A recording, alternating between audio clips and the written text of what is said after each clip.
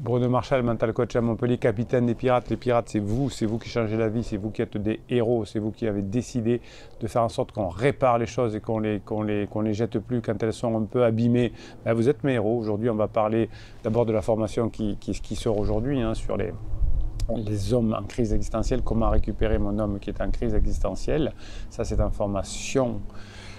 Donc vous avez la formation qui est sortie aujourd'hui qui est sur le descriptif de cette vidéo comme les coachings.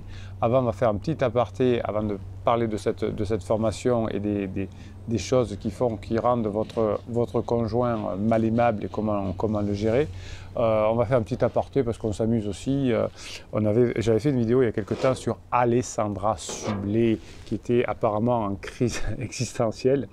Il y a eu du nouveau cette semaine. Vous savez que ce week-end, si vous regardez ces vidéos pratiquement en direct, elle présentait une émission sur les animateurs de TF1.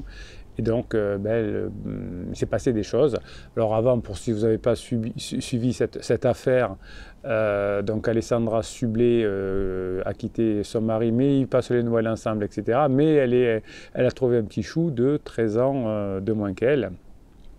Et dans une interview qui s'est passée au mois de décembre dernier, la maman de Charlie et Alphonse expliquait que elle avait trouvé un petit copain, Jordan, 13 ans de moins qu'elle, qu'elle avait rencontré alors qu'elle était allée interviewer un peintre, elle vivait un peu à son crochet, voilà. Bon.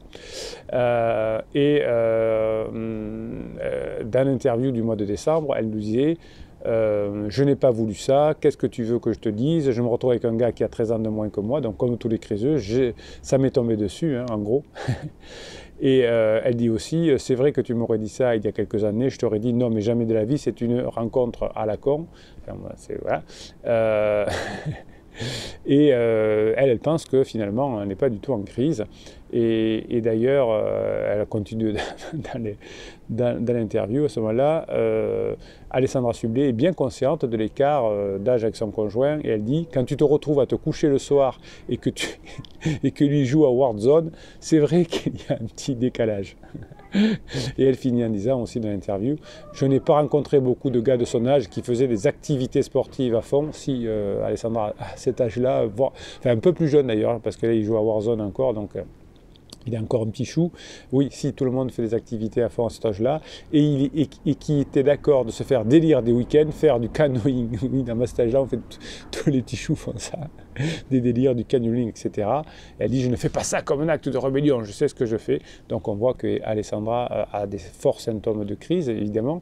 Et comme je vous le dis souvent dans mes vidéos, d'abord on se sépare, ensuite on trouve un petit chou, et ensuite on a des problèmes au boulot, et c'est, semble-t-il, ce qui est arrivé dans le week-end avec l'émission sur les animateurs.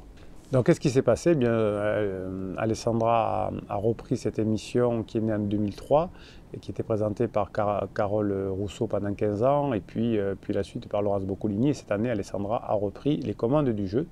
Et donc, c'était vendredi soir et ça permet de gagner des pièces jaunes pour les hôpitaux pour enfants, dont la marraine est Madame Macron, qui a pris la succession de Madame Chirac. Et qu'est-ce qui s'est passé pendant cette émission? Eh bien, de nombreux téléspectateurs se sont plaints de la présentatrice sur les réseaux sociaux, tiens, bizarre. Grossière, irrespectueuse, insupportable. C'est pas déjà en crise, ça. Elle a zéro distinction, elle braille comme une débile. Ils sont tous pareils, les crises. Même Alessandra, oh.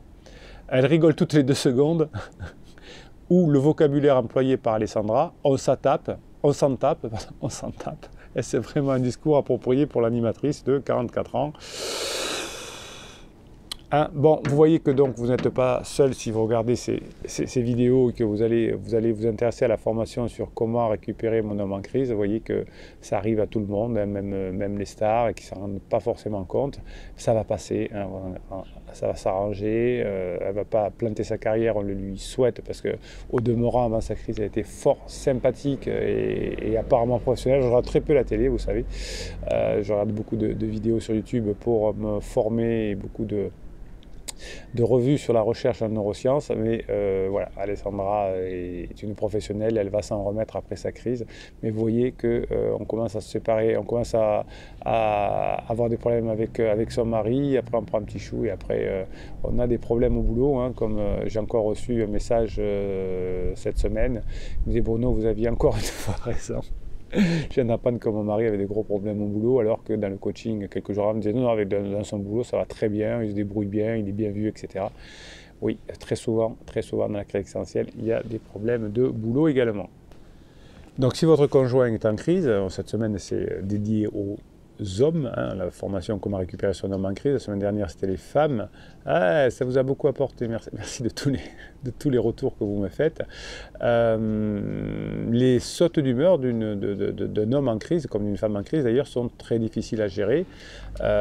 Déjà assumer ses responsabilités quotidiennes c'est déjà difficile, mais si en plus à la maison on a un partenaire en crise qui est grognon et qui met de la mauvaise humeur, ça peut être compliqué.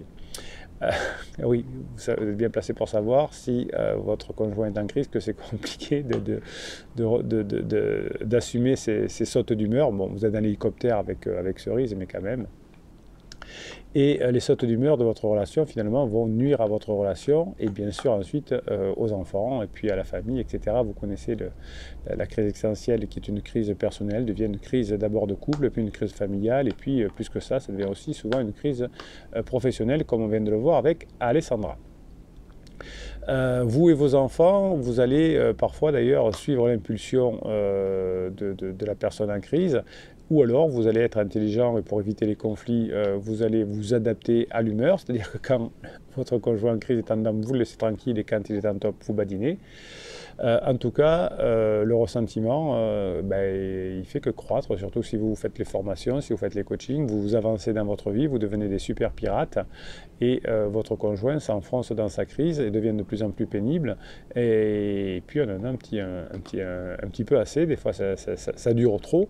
Bon, bien évidemment on sort de sa crise, hein, mais pendant un moment, ce mauvais comportement de votre conjoint en crise continue peut se transformer en une situation de violence émotionnelle, bien sûr, mais c'est quand même une situation de violence.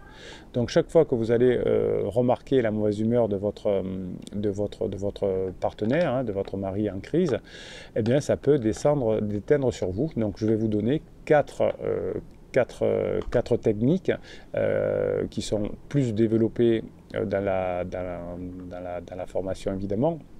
Mais dans la formation, vous avez beaucoup plus de techniques que ces quatre, mais il fallait bien que j'en sorte quatre, et je vais vous en donner quelques-unes. Donc, premièrement, reconnaître une réaction.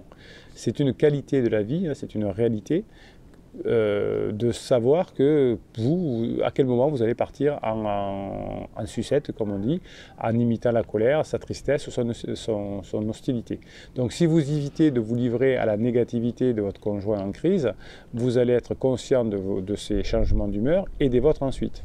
Donc vous pourrez explorer la logique de vos réactions, pas les siennes parce que souvent il n'y a rien à voir, en vous posant des questions. Qu'est-ce que je veux éviter ? Est-ce qu'il y a un problème difficile qu'a mon conjoint qui veut en parler? Sinon, non.